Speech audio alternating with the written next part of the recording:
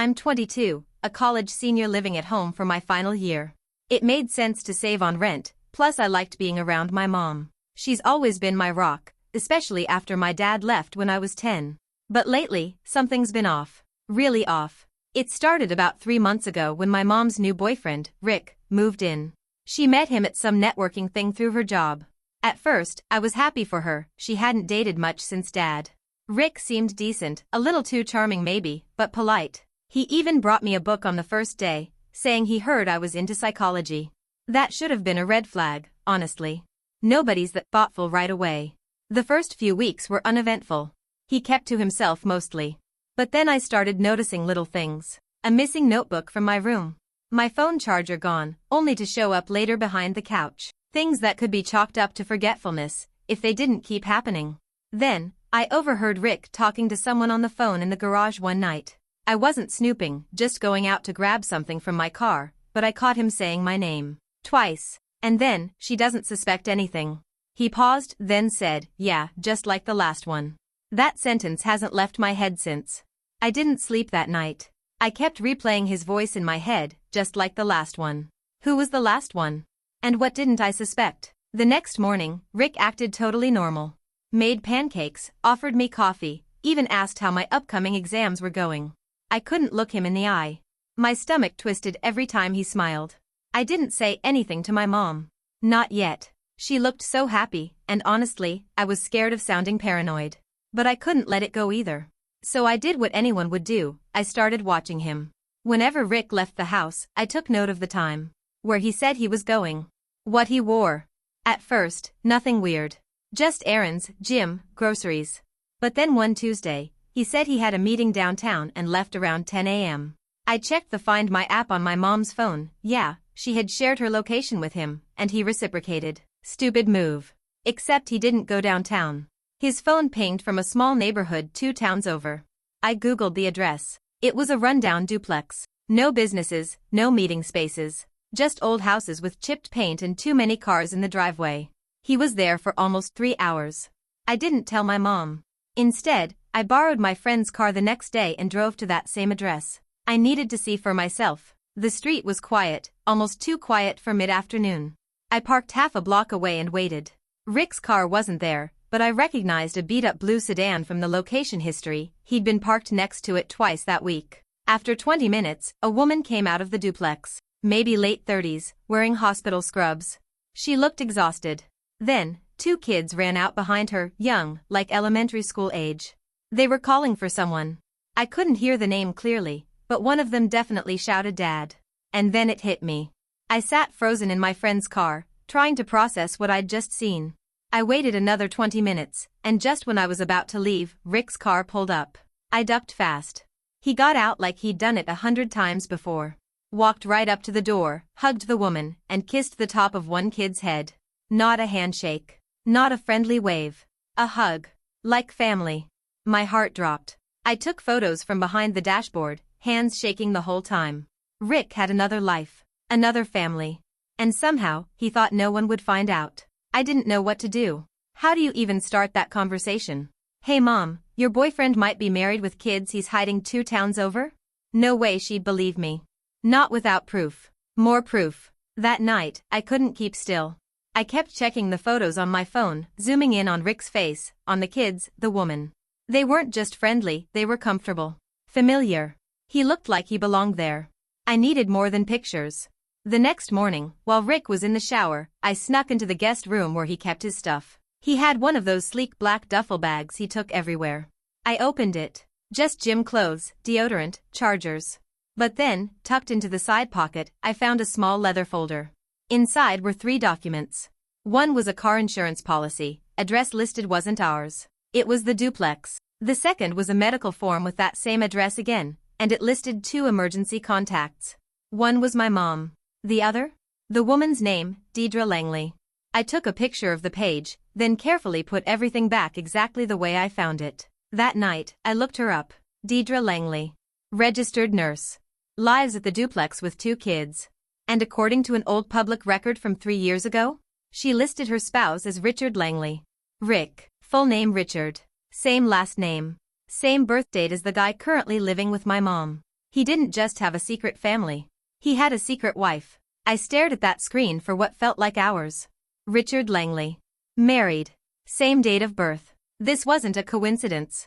Rick wasn't just hiding a fling. He had a whole legal life tucked away behind my mom's back. I didn't sleep. At 4 a.m., I was still digging. I found a Facebook profile for Deidre. It was mostly private, but her cover photo said enough: 2 smiling kids, her and Rick. No mistaking it. Same dimples, same jawline. He looked happy. Like a proud father. I felt sick. The next day, I told myself I'd confront him. But I didn't. I couldn't. My mom was glowing, planning a weekend trip for them. She even asked me if I thought Rick might propose. I forced a smile so she wouldn't see my hands shaking. I needed more time. Needed to be sure.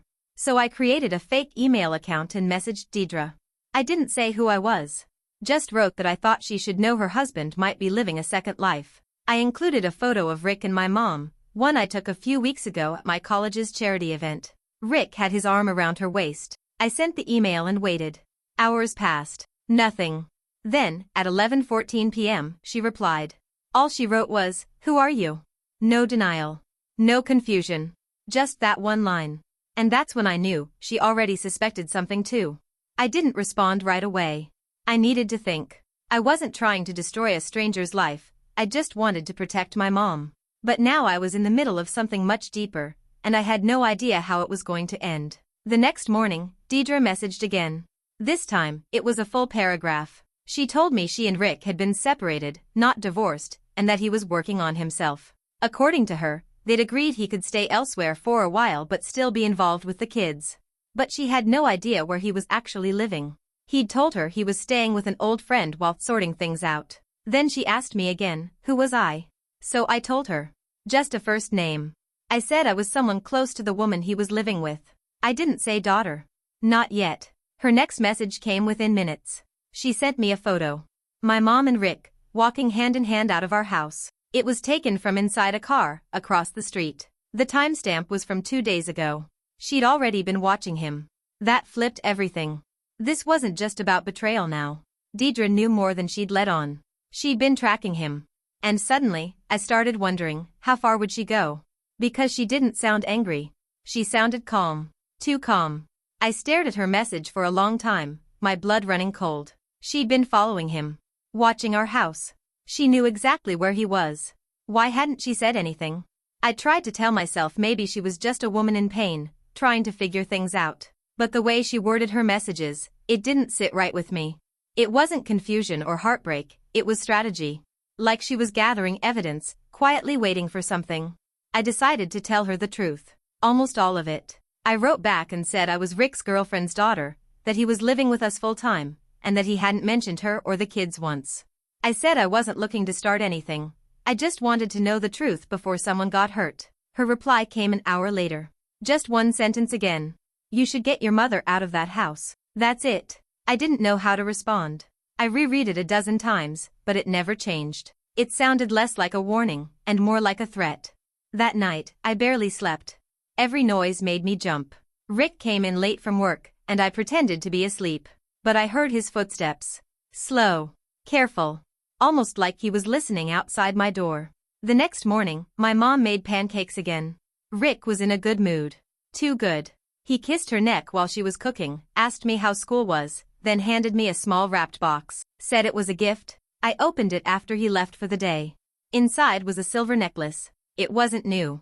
It was tarnished in the corner. Faint engraving on the back, to D. And I was sure, absolutely sure, he didn't mean me.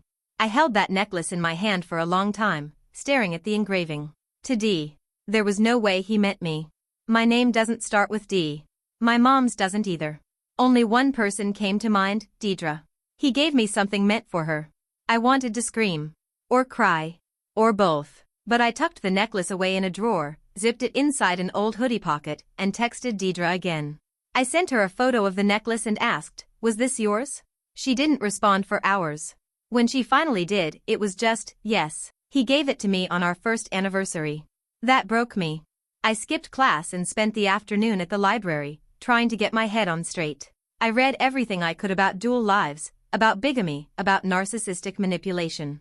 It was like checking every box on a quiz called "Is your mom's boyfriend a walking red flag?" But what scared me most wasn't just that he lied. It was how good he was at it. Smooth, calm, affectionate when needed. He never gave me or my mom a single reason to question him, until I stumbled on that phone call. I called my best friend, told her everything, and she said something I couldn't stop thinking about. "You need to tell your mom. Now." But I wasn't ready. Not yet. I had one more thing I needed to know. That night, I waited until Rick was asleep, then went into the garage. He kept a locked filing cabinet out there for work. I'd seen him open it before, punch in a code, swing it open like it was nothing. I tried a few combinations. It opened on the fourth try. Inside, I found passports. 2 of them. Both his. One with his real name, Richard Langley. The other? A different last name entirely. Different photo. Same face. And tucked in the back? A folder marked Plan B. My hands shook as I pulled out the folder. Plan B. It felt like a movie plot, but the papers inside were all too real. One document was a rental agreement for a condo in Florida, set to begin in 2 weeks. Another was a wire transfer receipt, $20,000 sent to an account under a name I didn't recognize. Then, tucked between 2 receipts, a plane ticket. One way. No return. Departure, exactly 1 week from today.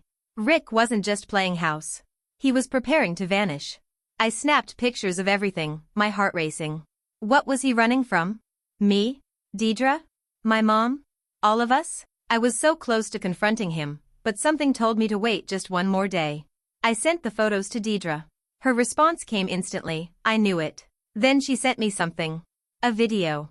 It was shaky, taken from the inside of a car. Rick, at a bank, with one of the kids, signing something at a teller desk. Deidre's message came with it. He added my son to a custodial account last month. That money in the wire transfer? It's from my savings. He took it. He wasn't just a liar. He was a thief. That was it for me. I packed a bag, went straight to a hotel, and called my mom. I told her I needed to meet, just the 2 of us. I didn't want to scare her, but I wasn't going to let her stay another night under the same roof with him. She was confused. Hesitant. Then I said the one thing I knew would make her come. I have something to show you. And it's about Rick. She agreed to meet me the next morning. I didn't sleep at all that night. We met at a diner the next morning, early enough that only the regulars were around. My mom looked worried, but still tried to smile when she sat down.